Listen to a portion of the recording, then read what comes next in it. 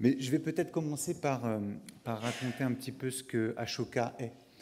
Et ensuite vous raconter quelques solutions qui sont plutôt du domaine de la micro-tendance, mais qui, à mon sens, ont beaucoup de sens. Ashoka, on est le premier réseau mondial d'entrepreneurs sociaux.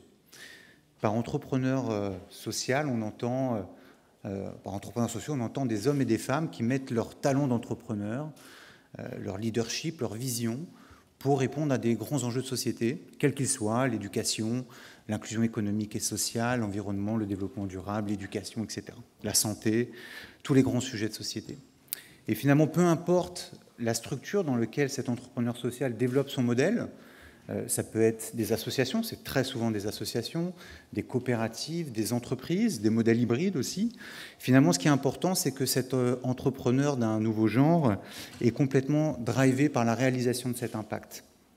Notre métier, Ashoka, depuis 35 ans, c'est d'identifier, de sélectionner, de mettre en lumière et d'accompagner au changement d'échelle les entrepreneurs sociaux les plus innovants, ceux qui portent des modèles systémiques, réplicables, et qui sont en mesure de devenir demain la nouvelle norme.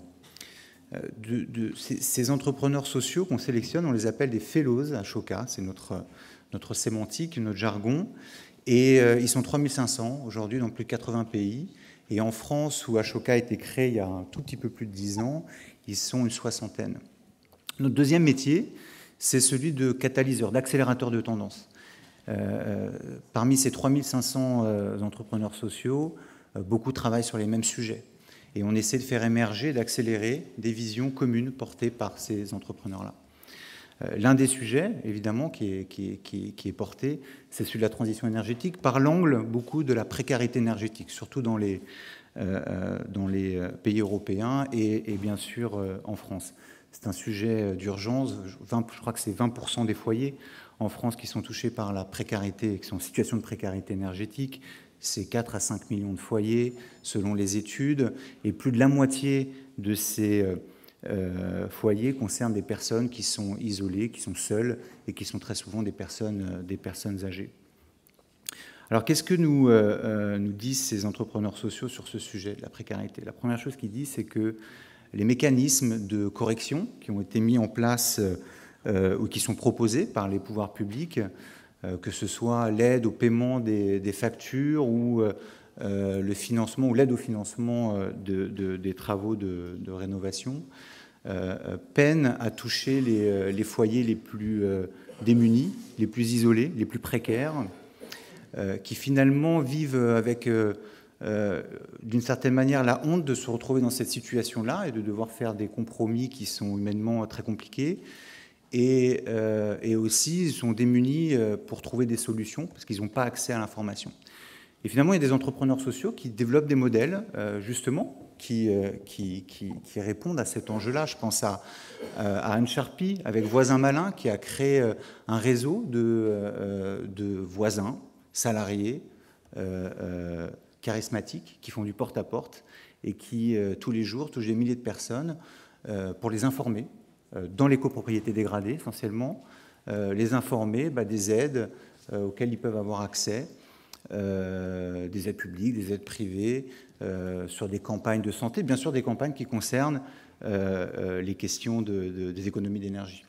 Je pense à Jean-Louis Kiel avec Crésus, que certains peut-être connaissent, un réseau national qui aide les foyers en situation de surendettement ou en risque de surendettement à sortir de la tête de l'eau. Et évidemment, le sujet des consommations et de la facture d'énergie revient toujours un petit peu en haut de la pile des choses à améliorer. Je pense aussi à un des entrepreneurs sociaux en Belgique qui a mis en place un système de location d'équipements électroménagers pour des foyers en surendettement à faible consommation pour réduire tout simplement la facture d'énergie. Donc il y a des solutions sur ce sujet qui existent. Qu'est-ce qu'ils nous disent aussi, ces entrepreneurs sociaux? Ils nous disent que la question de la précarité est d'une complexité telle qu'elle nécessite, la précarité énergétique, elle nécessite des modèles et des stratégies qui favorisent la co-création avec les pouvoirs publics, évidemment, avec les entreprises, et l'émergence de nouveaux modèles croisés. C'est le cas par exemple de Vincent Legrand qui va intervenir juste après moi et qui va pouvoir raconter son expérience avec Dorémy ou encore des organisations comme EcoHabitat qui fédèrent en fait des acteurs du territoire, du secteur privé, du secteur public, des professionnels pour pouvoir apporter une réponse la plus adaptée possible à la rénovation écologique des bâtiments. Donc pour conclure, je dirais voilà, nous à Ashoka, on a un petit peu l'école des optimistes. On voit passer tous les jours des gens qui ont des solutions et qui pensent vraiment qu'ils sont en mesure de changer le monde et en plus qui arrivent à nous convaincre assez facilement, je dois dire, que c'est possible. Ces solutions, elles existent.